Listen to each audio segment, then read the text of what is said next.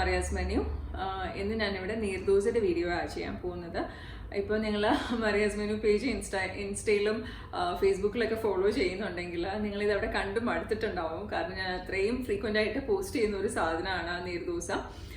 ഈ വീഡിയോ ചെയ്യാൻ ഒരു കാരണമുണ്ട് കേട്ടോ. കാരണം ഞാൻ ആദ്യം ഉണ്ണിയപ്പത്തിൻ്റെ വീഡിയോ ഷെയർ ചെയ്തില്ലായിരുന്നു. അപ്പോൾ എനിക്ക് ഏറ്റവും കൂടുതൽ ഒരു ഫീഡ്ബാക്ക് കിട്ടിയത് ഉണ്ണിയപ്പം ഉണ്ടാക്കാൻ ഇത്ര എളുപ്പമാണെന്ന് അറിയത്തില്ലായിരുന്നു. എല്ലാവരും വിചാരിച്ച അതിനകത്ത് ഒത്തിരി കോംപ്ലിക്കേറ്റഡ് സ്റ്റെപ്സ് കാണുമെന്നൊക്കെ. പക്ഷെ കണ്ടു കഴിഞ്ഞപ്പോഴാണ് മനസ്സിലായത് സംഭവം ഇത്രേ ഉള്ളൂ എന്നുള്ളത്.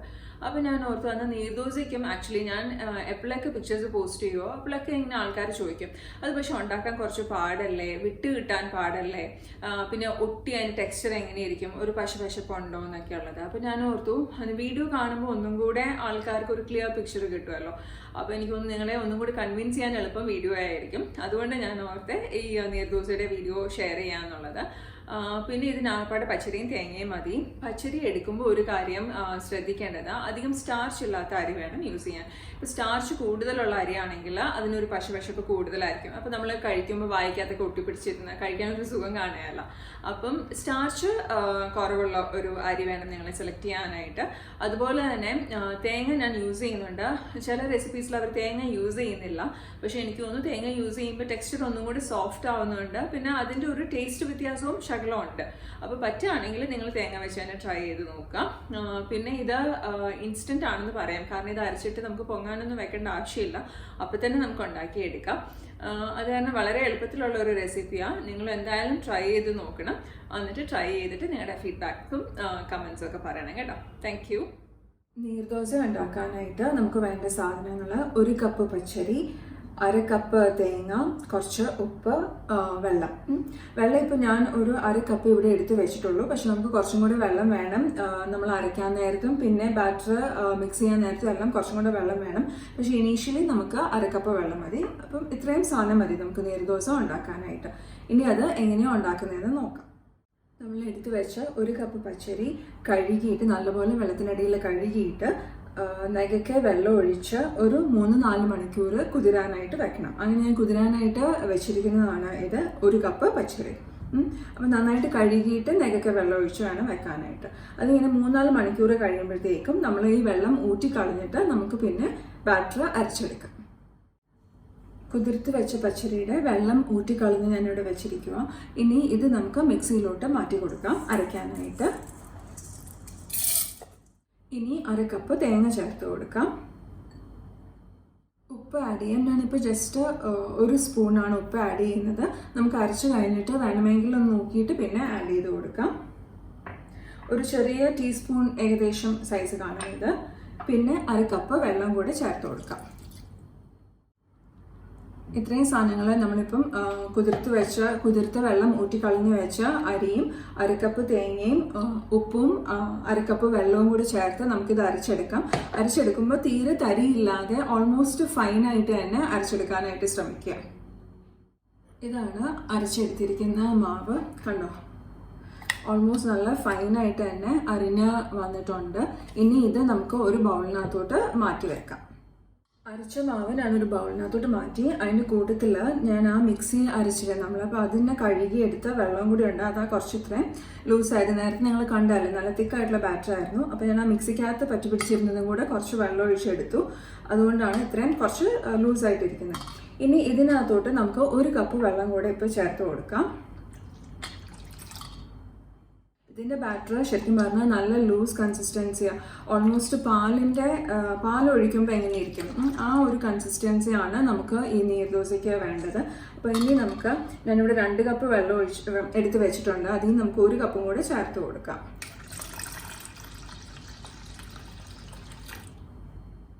അതിലും കൂടെ വെള്ളം നമുക്ക് ചേർത്ത് കൊടുക്കാം. ഒരു 1/4 കപ്പും കൂടെ ഏകദേശം. ഇനി ഇളക്കിയിട്ട് നമുക്ക് ഉപ്പ് നോക്കാം. ഉപ്പ് നോക്കിയിട്ട് വേണമെങ്കിൽ കുറച്ച് ചേർത്ത് കൊടുക്കാം. ഒരു പൊടിക്കും കൂടെ ഉപ്പ് വേണം. ഇത്രേ ഉള്ളൂ. നമ്മുടെ നീർദോശയുടെ ബാറ്റർ റെഡിയായി. ഇനി ഇത് നമുക്ക് എന്താ മാറ്റി വെക്കേണ്ട ആവശ്യമൊന്നുമില്ല. ഉടനെ തന്നെ നമുക്ക് ദോശ ഉണ്ടാക്കി എടുക്കാം. ഇൻസ്റ്റന്റ് ആണ്.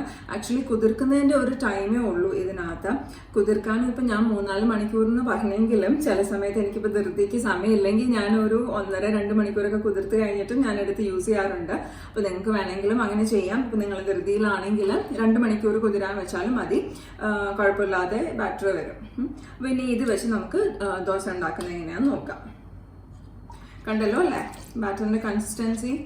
ഇതാണ് ബാറ്ററിൻ്റെ കൺസിസ്റ്റൻസി നമുക്ക് വേണ്ടത്. ദോശ ഉണ്ടാക്കാനായിട്ട് കുറച്ച് പരന്ന പാത്രമാണ് ഞാൻ യൂസ് ചെയ്യുന്നത്. സാധാരണ കുറച്ച് വലിയ വട്ടമുള്ള ഒരു പാത്രമാണ് യൂസ് ചെയ്യുന്നത്. ഇത് ഞാനൊരു മീഡിയം ഫ്ലെയിമിനകത്ത് ഇട്ട് പാത്രം ചൂടാക്കി എടുത്തിരിക്കാം. ഇപ്പോൾ പാൻ നന്നായിട്ട് ചൂടായിട്ടുണ്ട്. ഇനി നമുക്ക് എണ്ണ ഒഴിച്ച് കൊടുക്കാം.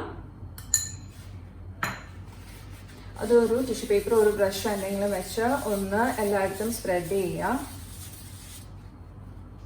അത് കഴിയുമ്പോൾ നമുക്ക് ബാറ്റർ ഒഴിച്ചു കൊടുക്കാം. ബാറ്റർ ഒഴിച്ചു കൊടുക്കുമ്പോൾ ഒരു കാര്യം ശ്രദ്ധിക്കേണ്ടത്, ഓരോ പ്രാവശ്യവും നമ്മൾ ബാറ്റർ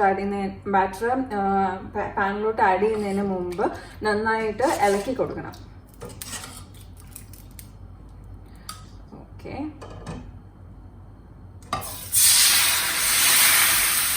ശകലം കൂടി ഒഴിച്ചു കൊടുക്കാം.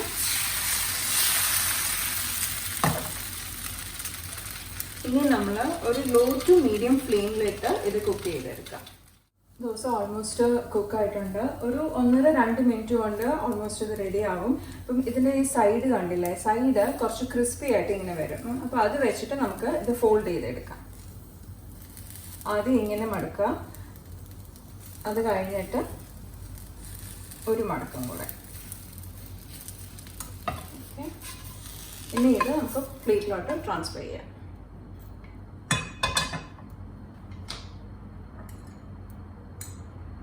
വീണ്ടും ഒരു പ്രാവശ്യവും നമ്മൾ ചെറുതായിട്ട് എണ്ണ ഒഴിച്ച് കൊടുക്കണേ.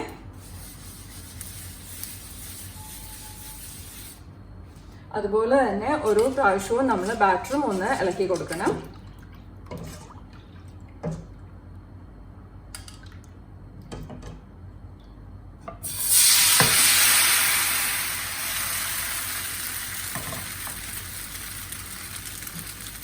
ഞാൻ സാധാരണ ബാറ്റർ ഒഴിക്കുമ്പോഴത്തേക്കും തീ ഏറ്റവും ലോവസ്റ്റിലിടും. അത് കഴിഞ്ഞിട്ട് ലോ ടു മീഡിയത്തിലിട്ട് കുക്ക് ചെയ്യും. അത് ഞാൻ ഓൾമോസ്റ്റ് കുക്ക് ചെയ്ത് നമ്മൾ എടുക്കുന്ന സമയത്ത് വീണ്ടും ലോ ഫ്ലെയിമിലോട്ട് കൊണ്ടുവരും. അതാണ് ഞാൻ സാധാരണ ചെയ്യുന്ന ഒരു പ്രോസസ്സ്. നിങ്ങൾക്ക് നിങ്ങളുടെ ഇതിനനുസരിച്ചിട്ട് ടെമ്പറേച്ചർ അഡ്ജസ്റ്റ് ചെയ്യാം കേട്ടോ, ഹീറ്റ് അഡ്ജസ്റ്റ് ചെയ്യാം. അതുപോലെ തന്നെ ഇപ്പം നിങ്ങളുടെ ബാറ്റർ ഒത്തിരി തിക്കാണെങ്കിൽ ഇപ്പം നമ്മൾ ചെറിയ ചെറിയ തുളകൾ കണ്ടില്ലേ, ആ തുളകൾ വരത്തില്ല, അതിങ്ങനെ മൂടിയിരിക്കും. ബാറ്റർ കറക്റ്റ് കൺസിസ്റ്റൻസി ആണെങ്കിൽ മാത്രമേ ഇങ്ങനെ ചെറിയ ചെറിയ തുളകൾ വരുള്ളൂ. അപ്പം ഇതിങ്ങനെ തുള വരുന്നില്ലെങ്കിൽ അതിൻ്റെ അർത്ഥം നിങ്ങളുടെ ബാറ്റർ തിക്ക്. അപ്പം നിങ്ങൾ ശകലം കൂടെ വെള്ളം ആഡ് ചെയ്ത് കൊടുത്താൽ മതി. പിന്നെ ഒരു കാര്യം ശ്രദ്ധിക്കാനുള്ളത്, നിങ്ങളിത് പ്ലേറ്റിലോട്ട് ട്രാൻസ്ഫർ ചെയ്ത് കഴിയുമ്പോഴത്തേക്കും ഒന്നിനൊന്ന് മുട്ടിക്കാതെ എടുത്ത് വെക്കണം കേട്ടോ, ഒന്നൊന്ന് ടച്ച് ചെയ്യാതെ എടുത്ത് വെക്കണം. ഇല്ലെങ്കിൽ ഇത് ചൂടോടുകൂടി നമ്മളിപ്പോൾ ഒന്നിൻ്റെ മുകളിൽ ഒരെണ്ണം എടുത്ത് വെച്ചാൽ പിന്നെ അത് സെപ്പറേറ്റ് ചെയ്യാനായിട്ട് പാടായിരിക്കും. അതുകൊണ്ട് ഒന്നിങ്ങനെ തൊടാതെ വേണം നമ്മൾ അറേഞ്ച് ചെയ്ത് വെക്കാനായിട്ട്. തണുത്ത് കഴിഞ്ഞാൽ പിന്നെ കുഴപ്പമില്ല, നിങ്ങൾക്ക് ഒന്നിൻ്റെ മുകളിലായിട്ട് വെക്കാം. പക്ഷെ ചൂടുള്ളപ്പോഴത്തേക്കും അത് ഒന്നിനെ ഒന്ന് തൊടാതെ വേണം വെക്കാനായിട്ട്.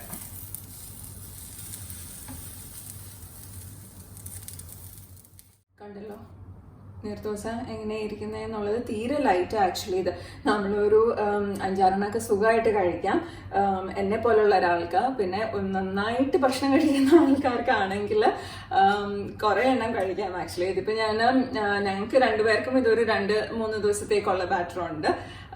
ഞങ്ങൾ 2 പേരല്ലേ ഉള്ളൂ. അത് കാരണം ഇപ്പം നിങ്ങൾ ഒത്തിരി പേരുള്ള ഫാമിലി ആണെങ്കിൽ നിങ്ങൾ ഇതിൻ്റെ ഡബിൾ ക്വാണ്ടിറ്റി ഉണ്ടാക്കുന്നതായിരിക്കും നല്ലത്.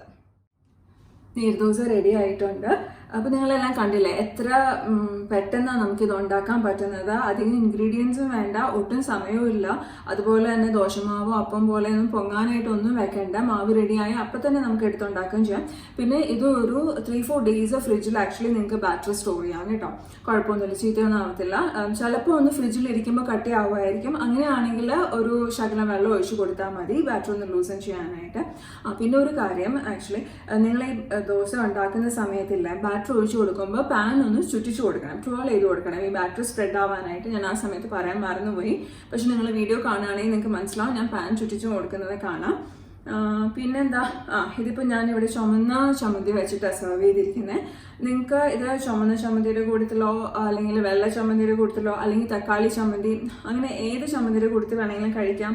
അല്ലെങ്കിൽ മുട്ടക്കറി ഓർ ചിക്കൻ കറി ഓർ കടലക്കറി, എന്ത് വേണമെങ്കിലും ഇതിൻ്റെ കൂട്ടത്തിൽ പോകും. സത്യം പറഞ്ഞാൽ ഞാൻ ഒരുമാതിരിപ്പെട്ട എല്ലാ സാധനത്തിൻ്റെയും കൂട്ടത്തിലും നീർദോസ കഴിക്കും. പിന്നെ എനിക്ക് തോന്നുന്നു മംഗലാപുരത്ത് ഒരു ഫേമസ് കോമ്പിനേഷൻ ഉള്ളത് ചിക്കൻ ഗീ റോസ്റ്റും നീർദോസയാണ്. ചിക്കൻ ഗീ റോസ്റ്റിൻ്റെ റെസിപ്പി സൈറ്റിൽ കിടപ്പുണ്ട്.